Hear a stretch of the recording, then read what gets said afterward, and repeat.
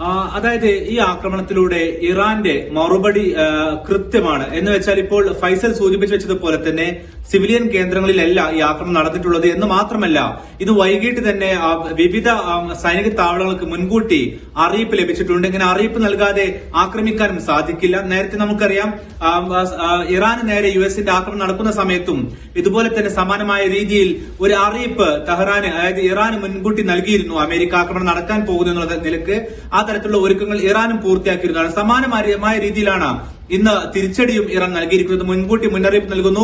ഇതിന് പിന്നാലെ വിവിധ രാജ്യങ്ങളിലെ വ്യോമപാതകൾ അടക്കുന്നു. അതിന് പിന്നാലെ ആക്രമണം നടക്കുന്നു.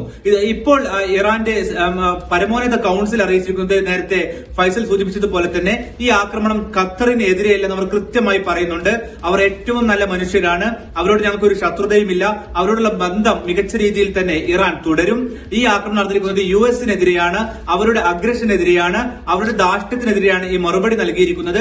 മറ്റൊരു കാര്യം കൂടി ഇപ്പോൾ അവിടുത്തെ സൈന്യം വിശദീകരിക്കുന്നത് ഇനി ഏതെങ്കിലും തരത്തിലുള്ള തിരിച്ചടി ഞങ്ങൾക്ക് നൽകുകയാണെങ്കിൽ അല്ലെങ്കിൽ ഞങ്ങൾക്ക് തന്നെ വീണ്ടും ഒരു ആക്രമണത്തെ അവർ മുതിരുകയാണെങ്കിൽ സ്ഥിതി വ്യത്യസ്തമായിരിക്കും. കാരണം അവരുടെ സൈനിക കേന്ദ്രങ്ങൾക്ക് മേൽ ആക്രമണം നടത്തി മിസൈൽ പതിപ്പിക്കാനാകുമെന്ന് ഞങ്ങൾ ഇന്നത്തെ ആക്രമണത്തിലൂടെ തെളിയിച്ചിരിക്കുന്നു എന്ന് ഇറാൻ പറയുന്നുണ്ട്.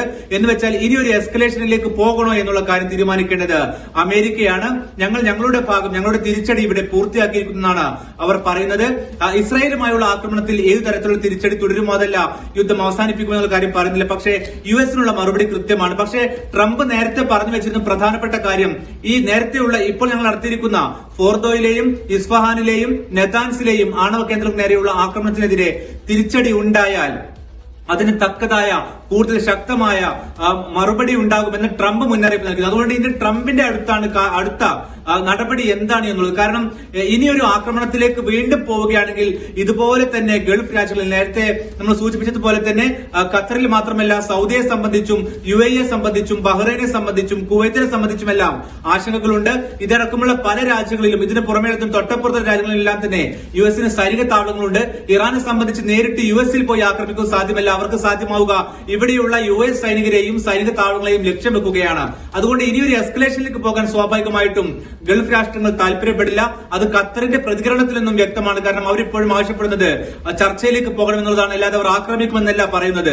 അതുകൊണ്ട് തന്നെ ഇപ്പോൾ നിലവിൽ US നടത്തിയ ആക്രമണത്തിന് ശക്തമായ ഒരു തിരിച്ചടി നൽകിയിരിക്കുന്നു. മറ്റൊരു കാര്യം പ്രധാനപ്പെട്ട കാര്യം എന്ന് പറയുന്നത് കഴിഞ്ഞ ദിവസങ്ങളിൽ ഇറാനിൽ നടന്ന ആക്രമണത്തിൽ അതിൽ ഏറ്റവും പ്രധാനപ്പെട്ട രണ്ട് കേന്ദ്രങ്ങളൊന്ന് ഫോർദോയും മറ്റൊന്ന് നെതാൻസുമായിരുന്നു. ഇതിൽ ഇസ്ഫഹാനിൽ നടന്ന ആക്രമണത്തിൽ ഇസ്ഫഹാനിൽ കാര്യമായ നാശനഷ്ടങ്ങൾ US വരുത്തിയിട്ടില്ല എന്ന് പറയുന്നത് ഇത് ബോധപൂർവമാണ് എന്നുള്ള റിപ്പോർട്ടുകൾ കൂടി ഇപ്പോൾ വരുന്നുണ്ട്. എന്ന് വെച്ചാൽ പരസ്പരം അറിയിച്ചുകൊണ്ടുള്ള പരസ്പരം ധാരണയിലുള്ള ആക്രമണങ്ങളാണ് ഇപ്പോൾ നടന്നുകൊണ്ടിരിക്കുന്നത്. എന്ന് വെച്ചാൽ ഒരു വലിയ യുദ്ധത്തിലേക്ക് ഇത് നീണ്ടുപോയിട്ടില്ല.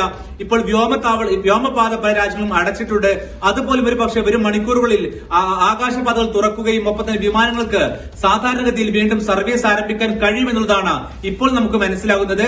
അതല്ലാതെ കൂടുതൽ ഒരു ആക്രമണത്തിലേക്ക് പോകണമെങ്കിൽ അതിൽ യുഎസിന്റെ യുദ്ധപ്രഖ്യാപനം ഇനി ഉണ്ടാകണം. അതിനുള്ള സാധ്യത വിരളമാണ്. പക്ഷേ ഇപ്പോൾ ട്രംപ് ഉൾപ്പെടെയുള്ള യുഎസിന്റെ പ്രതിരോധ മന്ത്രാലയ ഉദ്യോഗസ്ഥരുമായി അദ്ദേഹം ചർച്ച നടത്തിക്കൊണ്ടിരിക്കുകയാണ്.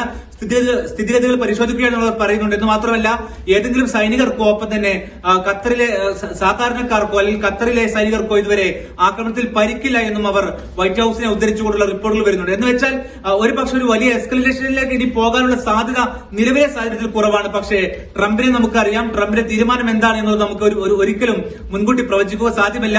കാരണം ഒരു ചർച്ചയിലേക്ക് പോവുക എന്ന് പറഞ്ഞുകൊണ്ട്